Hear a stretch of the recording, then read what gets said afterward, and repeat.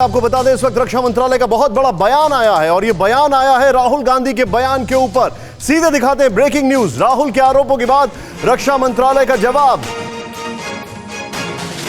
चीन से समझौते पर झूठ फैलाया जा रहा है, यह रक्षा मंत्रालय ने कहा है। सीधे तौर पर रक्षा मंत्रालय का एक बहुत बड़ा स्टेटमेंट है ये, और यहां पर यह स्टेटमेंट पर भारत की सीमा सिर्फ फिंगर 4 तक नहीं, रक्षा मंत्रालय ने स्टेटमेंट जारी किया है। आज राहुल ने प्रधानमंत्री को लेकर कई सारे इल्जामात लगाए थे, उसके बाद रक्षा मंत्रालय की तरफ से यह स्टेटमेंट, और यह स्टेटमेंट बहुत ज्यादा मायने रखता है। एलएसी फिंगर 8 तक, चीन उससे पीछे, रक्षा मंत्रालय ने कहा है।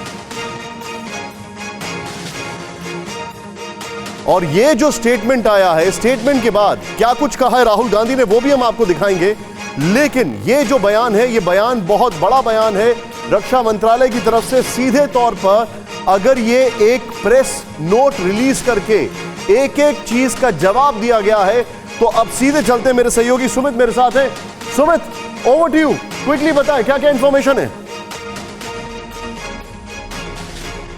देखिए, सबसे पहले इंपॉर्टेंट बात यह कि डिफेंस मिनिस्ट्री ने क्लियर किया है कि इसको लेकर जो लगातार भ्रम फैलाए जा रहे हैं वो गलत है। भारत की पोजीशन, भारत अपने परमानेंट स्ट्रक्चर पर जरूर लौटा है फिंगर 3 पर, लेकिन भारत का क्लियर स्टैंड है कि भारत की एलएसी सीधे तौर पर फिंगर 8 पर जाकर रुकती है। यानी एलएसी का जो लाइन है, जो परसेप्शन भारत का है, वो फिंगर 8 पर है, और चीन जो है फिंगर 8 के पीछे जो उनका खुरांग फोर्ट है वहां पर गया है। इसके अलावा अभी भी जो कहा गया है कि जो बातचीत है इसको लेकर आगे चीजें बढ़ेंगी, यानी बातचीत इसके बाद जब ये पूरा डिसएंगेजमेंट कर लिया जाएगा उसके बाद और भी बातचीत के दौर खुले हुए हैं। 9 पॉइंट्स का जो क्लियरेंस है वो निशांत इसमें दिया गया है, और इसमें यह भी बताया गया है कि permanent post of both sides at the north bank of Pangong और long standing and well established. On the Indian side it is Dhan Singh Thapa post, यानी ये साफ तौर पर कहा गया है कि धन सिंह थापा पोस्ट पे जो पहले हमारी पोजीशन थी परमानेंट स्ट्रक्चर, वो रहेगा, वहीं भारतीय सेना जाएगी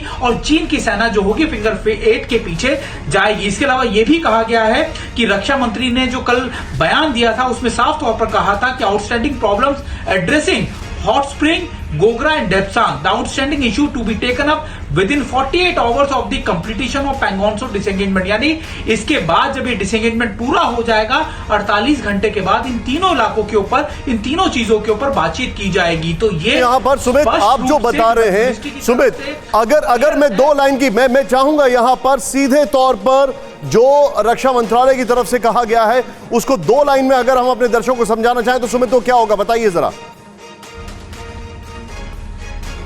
देखिए, 2 लाइन में बिल्कुल क्लियर है कि यथास्थिति दोबारा से अप्रैल वैली बनाने की सिचुएशन चल चुकी है। सीधे तौर पर भारतीय सेना धन सिंह थापा पोस्ट पे होगी, और जो चीन की सेना होगी वो फिंगर 8 के पीछे होगी, और डेप्सांग, हॉट स्प्रिंग और गोगरा की बात करें तो उसकी बातचीत 48 घंटे के बाद दोबारा से जब नया फेज स्टार्ट होगा तब उस पर बातचीत होगी। बस एक ही फर्क है निशांत, एक मोटा फर्क है कि अब पेट्रोलिंग नहीं होगी दोनों तरफ से जब तक आगे की डिप्लोमेटिक और मिलिट्री लेवल की टॉक्स नहीं होती। बस अड़ी सोमवार से शुक्रवार शाम 6 बजे सिर्फ TV9 भारतवर्ष पर।